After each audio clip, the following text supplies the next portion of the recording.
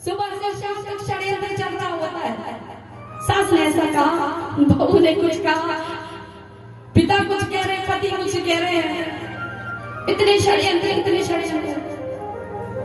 फिर भी हम सारे काम निपटा के क्या देखते हैं कि नहीं वो सीरियल आने वाला है मेरा फेवरेट। अरे मतलब भैया खाना आधा घंटे पहले बना लेती हूँ कि सीरियल न छूट जाए। पर ये नहीं भूलते कि हम जीवन में आए क्यों हैं। धन कमाना ही सब कुछ होता तो आप जैसे धनी लोग यहाँ पर बैठकर कथा नहीं सुन रहे होते। हम जानते हैं कि आप कोई साधारण नहीं है, किसी को धन की कमी नहीं है जो यहाँ पर बैठकर कथा सुन रहे हैं। वे जानते हैं कि तरने का मार्ग धन नहीं है, फिर भी इतनी श्रद्धा से आप बैठकर परीक्षा की भांति कथा सुन रहे हैं। अगर आपको ये समझ नहीं होती, जिनसे भी आपको ये समझ आई, ये कहे कि आपके पुण्य कर्मों का उदय हुआ है कि ईश्वर ने आपके चित्त में ये ला कर दिया है कि आपको कथा सुननी है। नहीं तो भी कितने लोग, ना जाने कितने लोग घर में सो रहे होंगे क्योंकि उनके चित्त में नहीं आया अभी उनके पुण्य कर्मों का उदय होना बाकी है। पर आप बड़े सौभाग्यशाली, सौभाग्य के लिए अपने लिए जोरदार ताली आप सभी बजाएंगे, कत्तर ध्वनि से अपने आप का स्वागत करेंगे आप। इसलिए कि आपके चित्त में ये बात आई और बिना कृपा के नहीं आती। मन नहीं करता ना, आप यहाँ आकर बड़ा कष्ट मिल रहा होगा, बैठे हैं नीचे बैठ रहे हैं, टिकने को भी नहीं मिल रहा है, कुछ भी नहीं मिल रहा है, कुछ बातें समझ में आती हैं, कुछ नहीं भी आती, फिर भी समझना पड़ता है। और जब बातें समझ में नहीं आती और हमको मन लगा के सुनना पड़ता है तो नींद आने लगती है। और जब बात आनंद वाली आ जाती है तो फिर तो बड़ा ध्यान लगता है, अच्छी बात बता रहे हैं। तो ऐसे ही जो हमारे बुजुर्ग कहते थे, राम नाम लो, राम नाम लो। हम कहते हैं ये दादा और दादी ना बूढ़े हो गए हैं, कहते राम नाम लो, राम नाम लो। अरे क्यों लेना है राम नाम? किनके घर में बुजुर्ग एक बार हाथ उठाकर बताइए। एक अकेले आपके घर में बड़े बुजुर्ग हैं, बाकी लोगों के घर में नहीं है बुजुर्ग। अच्छा, और किनके घर में छोटे छोटे बच्चे हैं तो हाथ उठाइए।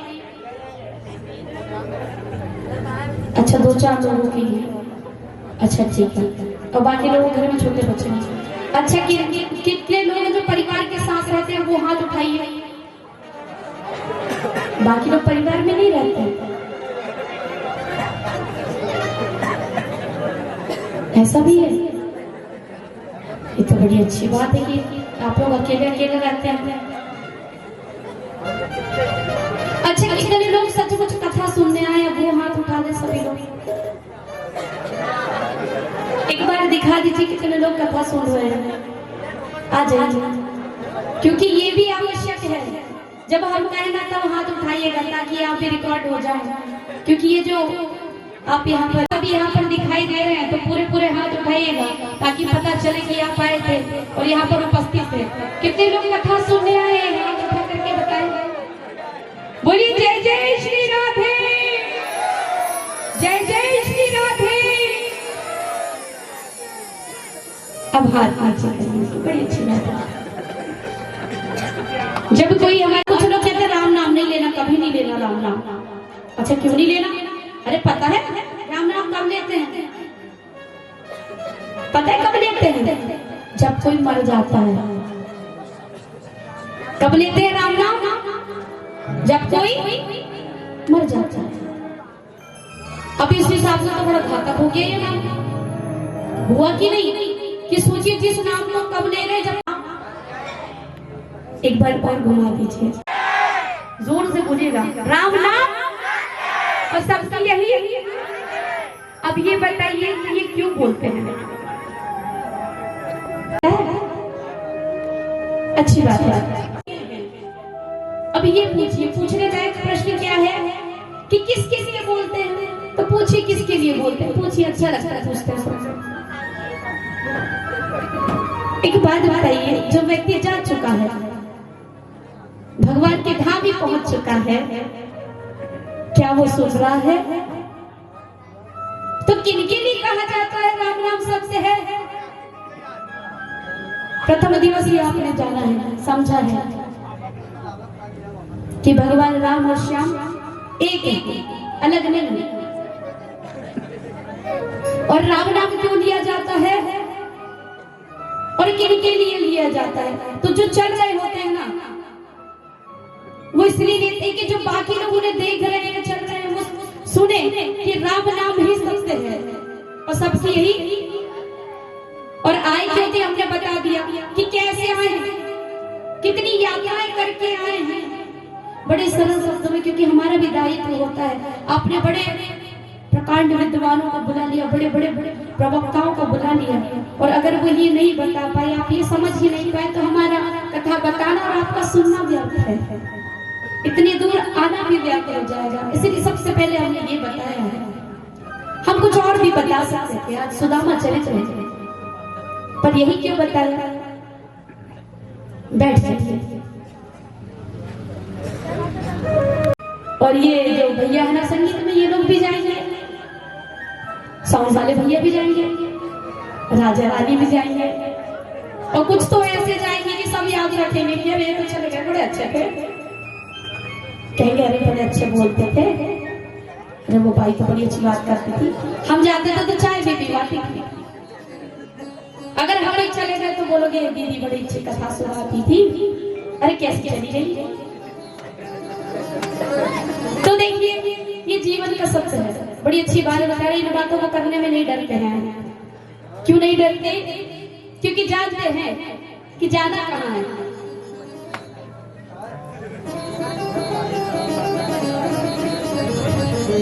और देखिए बड़ी अच्छी बात तो ये है कि जानते हुए भी कि जाना कहाँ है, गति क्या होनी, उसके बाद में भी डर नहीं लगता, क्योंकि कलियुग का प्रभाव है ना महाराज। सोचते हैं जो हो रहा है अभी तो हो रहे, तो पुण्य कमा लेंगे, नाम जाप कर लेंगे, अच्छे अच्छे कर्म कर लेंगे, आखिरी समय में सब बैलेंस हो जाएगा, बैलेंस शीट तैयार हो जाएगी, तो कोई समस्या नहीं होगी। पर याद रखिएगा, जिस दिन हम जन्म लेते हैं सिर्फ माँ के गर्भ में ही हम बढ़ते हैं। याद रखिएगा, कहाँ बढ़ते हैं? माँ के गर्भ में। और जैसे ही हम इस संसार में आते हैं, उस दिन से ही मरना प्रारंभ हो जाते हैं। ऐसा कोई है जो मुझे दावे के साथ कह दे कि मैं नहीं मरूंगा? है? कोई नहीं है। और ये सीधे है कि जिस दिन से हम संसार में आते हैं, उस दिन से ही मरना शुरू हो जाते हैं। सत्यता है, डरने की आवश्यकता नहीं है, सत्यता है। हम आपके लिए भी, हमारे लिए भी कह रहे हैं। पर अगर हम उस रहस्य को जान जाए तो बंधन से मुक्त होने में तकलीफ नहीं होगी, नहीं तो डर का हर कोई है। कुछ लोग तो कहते हैं कि अरे मर गया तो क्या होगा, इतना घर द्वार, इतनी जायदाद है, इतना सोना चांदी, पैसा भी रखा है। कुछ ने तो सांस गठान बांध के रखी पैसों, उनका क्या होगा? एक सेठ जी थे और बड़े विचलित मन के थे। अब उन्हें जब पता चला कि संत आए हुए हैं, कौन आए हुए हैं? अब देखिए हम कथा में पहुंचे। कथा का दीदी बाद में बात करते हैं। बिठा दो को भैया, बड़ी अच्छी है, सबको लीड कर रही है, बाद में नेता बनेगी। बैठ जाओ शांति से, शांति से। और जो मंच के पीछे कुछ बच्चे बड़ी आवाज करेंगे, भी शांत करा दें, क्योंकि माइक में बड़ी दूर तक आवाज जाती है। आप लोग कितनी दूर से आए यहाँ से? कौन कहाँ से आए एक बार बताइए जरा जोर से। कौन कहाँ से आया है? और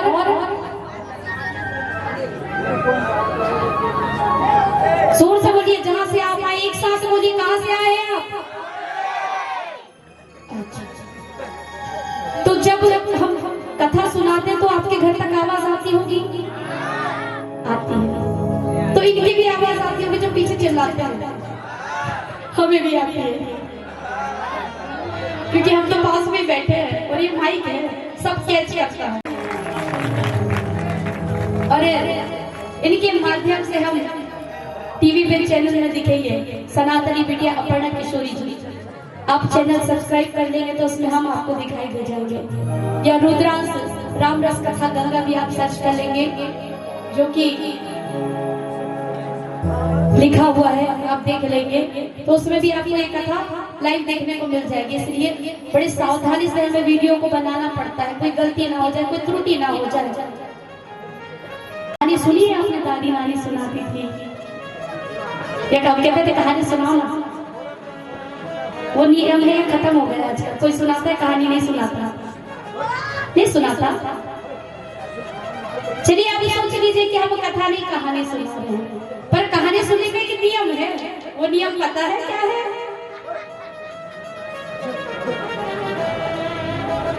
पता है नियम क्या है? हुक्का रखना पड़ता है। हुक्का समझते हैं? हाँ, ऐसे करके बोलते हैं ना, तो आपको भी वही करना है। ठीक है, ठीक है, चलिए। एक सेठ जी थे, उनके गांव में एक बड़े प्रसिद्ध महात्मा संत आए और बड़े ज्ञानी महात्मा संत थे।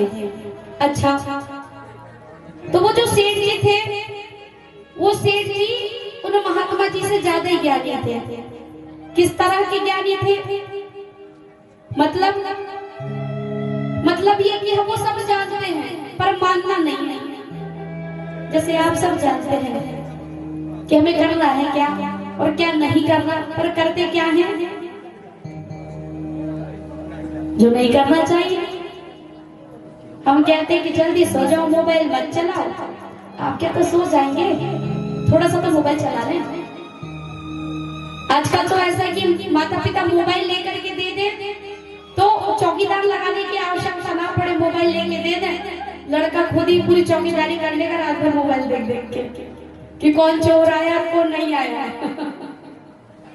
ये वाली चिंता तो खत्म हो गई। आजकल चोरियां होनी बंद हो गई है ना। हाँ, क्योंकि मोबाइल जो निकल गए हैं, एक अच्छी चीज हुई है मोबाइल के निकलने से। लोग जागते रहते हैं। चोर सोचता है कि मेरा कोई मोबाइल चला रहा होगा, अब चोरी कहाँ कर सकते हैं।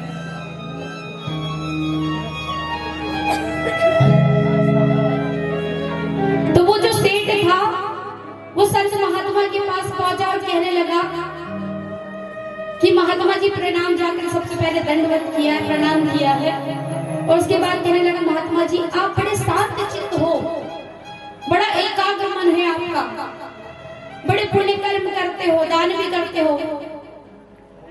बड़े संत थे, बहुत पैसा आता था उनके पास, तो वो क्या करते थे? वो भी दान दे देते थे। कहते थे क्या करना है रख के, जितनी आवश्यकता उतना रखते थे और बाकी सब दान कर देते थे।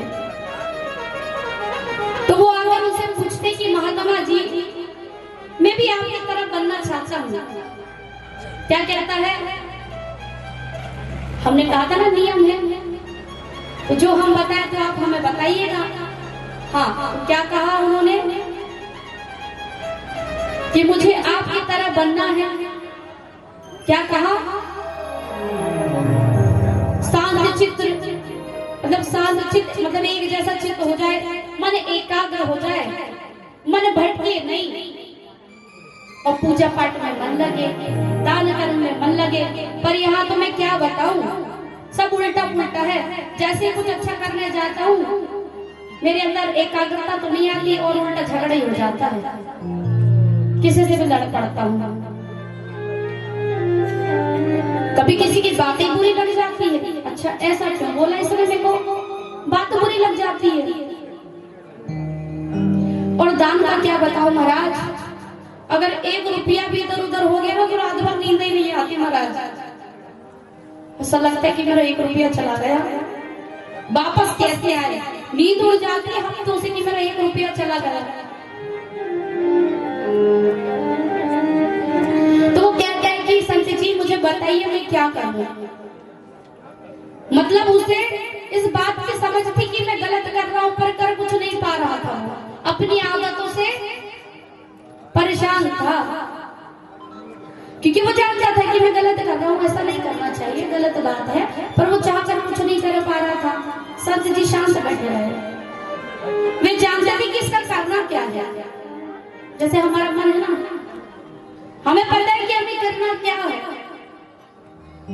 पर करते क्या है जो नहीं करना।